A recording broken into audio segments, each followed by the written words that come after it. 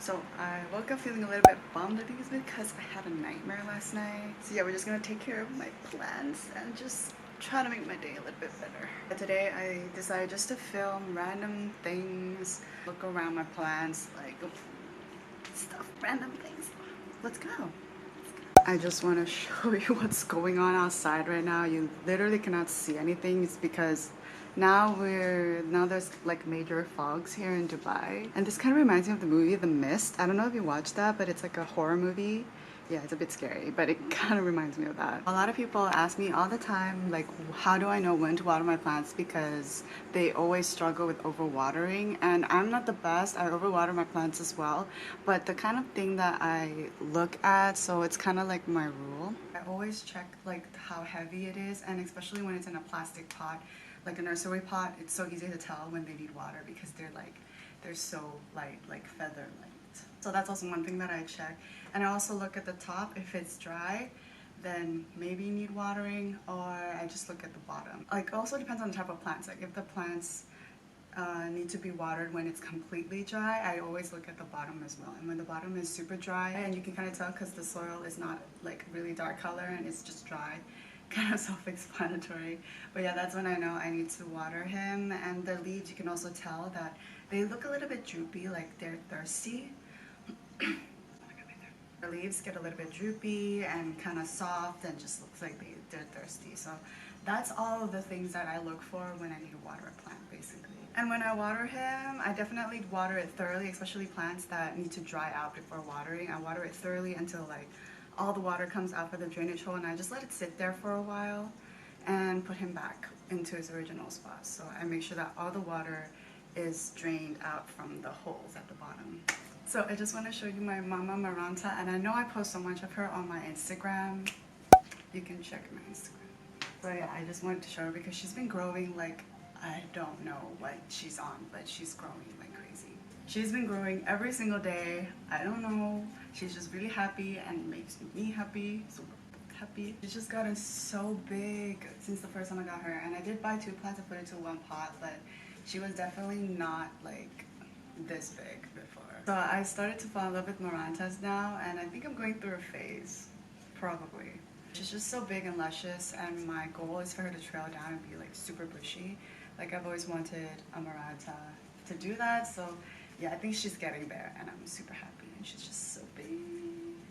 My Rhaphidophora just keeps growing and she doesn't stop, and this is actually her newest leaf right here, and I'm gonna show you a picture of it when it just first came out, and it was so tiny like compared to this leaf, but I just love how they grow like super fast. Within a couple of days she's like the same size already, and also like a new leaf is coming out right here.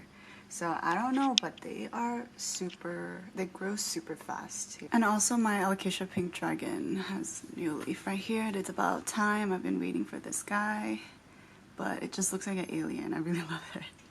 I love how it looks. It's kind of cool. So one day I just woke up and basically almost all my Stephania rectas had a growth point, which I don't know when they started, but I just woke up one day and most of them already has growth points. So I was just so happy about that. And like here, and this one has like 2, which is like amazing. And their growth points look pretty healthy, so super happy. And just look at that crazy growth point right there.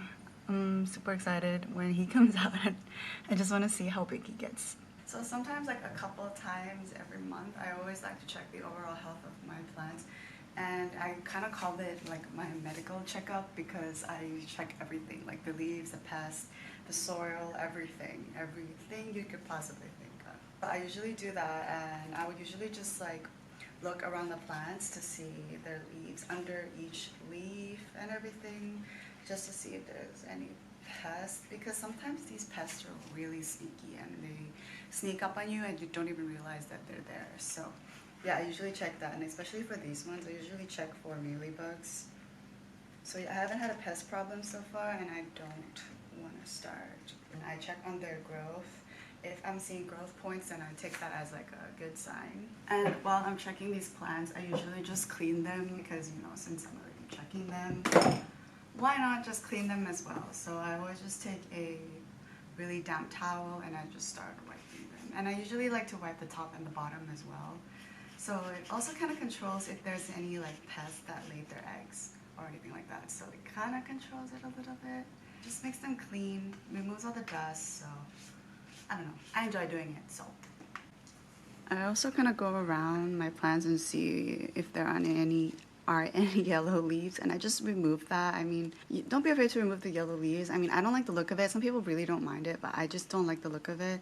And it's not really doing anything for your plants anymore, because once it turns like fully yellow, it's not going to absorb, you know, it's not going to absorb sunlight anymore. So I just remove it so the plant has energy to produce newer leaves, or has more energy to put into their healthy leaves. So that's the reason why I remove like mostly all of the yellow leaves on my plants. So she didn't want the beach bag anymore, so I had to run.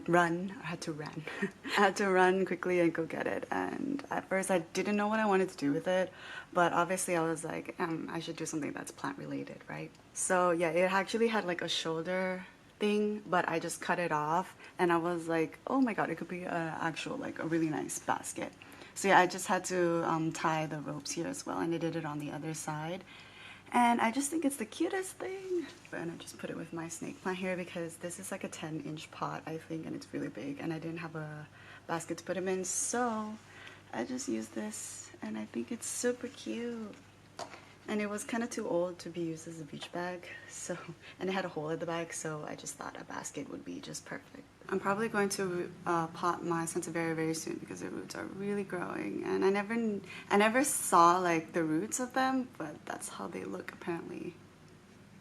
So thank you guys so much for watching this video, and I know it's a little bit random and all over the place, but it's kind of like my daily life. You can follow my Instagram. I post a lot of plant stuff there.